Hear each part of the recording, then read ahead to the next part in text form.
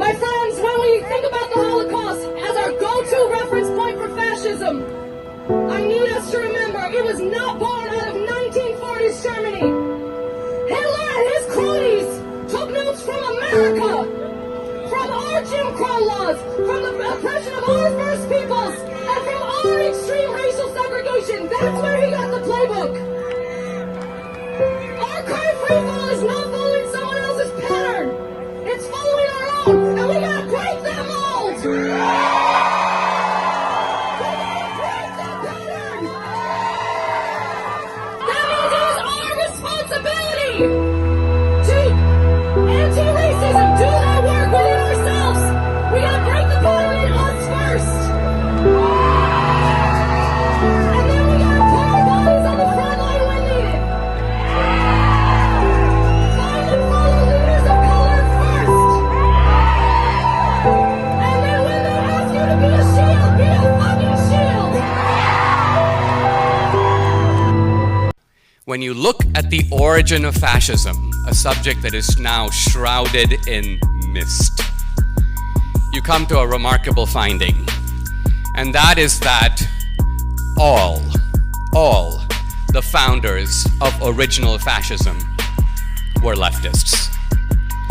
All of them were either Marxists or socialists or radicals associated in Britain with the Labour Party, in France with the Socialist Party, in Germany and Italy with either the Marxists or the Communists.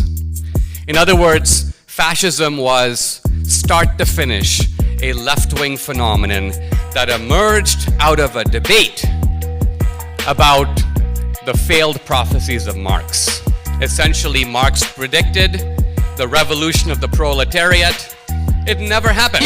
Ultimately, you are afraid of ideas. You're not willing to engage with me. You think I pose a threat to you? I'm an immigrant. I came to America with nothing. What threat do I pose to you? You promoted dangerous, violent ideas that kill millions of people. I propose dangerous, violent ideas to kill people? Who have I killed?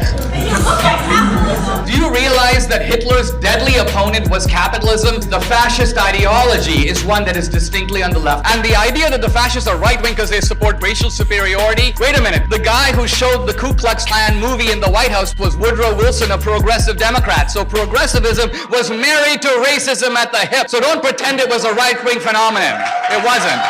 I'm simply pointing the finger of blame where it belongs, and you're trying to hide it. See, the difference is, because you are a Democrat, you are willing to overlook the crimes of the Democratic Party. But let me tell you this, the Democratic Party is in fact, the party of slavery and segregation and Jim Crow and the Ku Klux Klan and lynching and all the horrors of American history, including complicity with fascism, the internment of the Japanese Americans in World War II, the reigniting of the Klan in the late teens and 20s. All of this was done by Democrats, and they were opposed all along the way by Republicans. So the problem is that today, if you're a Democrat, you're a committed Democrat, you like the welfare state, you like Obamacare, or you're a progressive historian, you are in the awkward position of having to confess to a whole series of crimes that your team did. Crimes, by the way, that the Democratic Party has never admitted, never apologized for, never paid one penny of restitution for. So this is a very ugly position to be in. And the only way to do it is to lie through your teeth. Hide the actions of the Democratic Party. Blame everybody else. America did it, the white man did it, the Southerners did it, everybody except the guys who actually did it. So there was a mutual admiration society between the New Deal Democrats and the Italian fascists in the early 1930s. But now I want to get a little more serious and talk about Hitler. And in doing this, I'm actually going to refer very specifically to the work of two very prominent scholars who are right here at Yale. The first is James Whitman, in a book that he published very recently called Hitler's American Model, and the other is Timothy Snyder, a prominent historian here at Yale. I'm going to start with Whitman's book, where he describes, in the opening of the book, a meeting in 1935 of the Nazis, the leading Nazis who are in the process of drafting the Nuremberg laws. And the Nuremberg laws were the laws that made Jews into second-class citizens. They prohibited intermarriage between Jews and other Germans. They confiscated Jewish property. They involved all kinds of segregation of Jews into ghettos and also state-sponsored discrimination against Jews. And as the Nazis are in this meeting, they had a stenographer present because they thought they were starting the world's first racist state.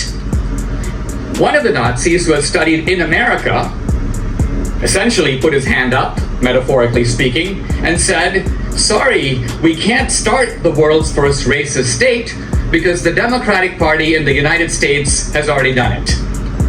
And the Nazis were like, what? They looked at each other, and this Nazi explained that in the democratic South, and I should pause here to make an observation because the Nazis happen to know something that we don't know because it's not in our textbooks. And that is that every segregation law in the Jim Crow South, going back to the 1880s and continuing through the 1950s and 60s, without exception, was passed by a Democratic legislature, signed by a Democratic governor, and enforced by Democratic officials. The Nazis knew this, but you might notice it is somewhat downplayed in the American textbooks of the 21st century. So the Nazis go, all we have to do is take the democratic laws, cross out the word black, write in the word Jew, and we are off to the races. We're home free. And this is what the Nazis actually did.